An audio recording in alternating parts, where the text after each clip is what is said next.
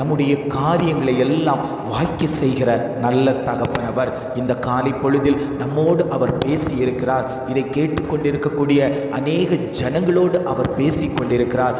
நான் புதிய காரியத்தை செய்கிறேன், இப்பொழுதே அது தோன்றப் போகிறது. உங்களுடைய தடைகள் எல்லாம் மாற்றப்பட்டு அந்த காரியத்தை தோன்றக்கூடிய தருணம் வந்தாயிற்று.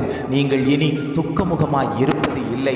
இனி நீங்கள் வாடின முகத்தை போல துக்கமுகமாய் இருப்பது இல்லை. நீங்கள் சந்தோஷமாய் இருப்பீர்கள் என்று ஆண்டவர் வாக்கு கொடுக்கிறார்.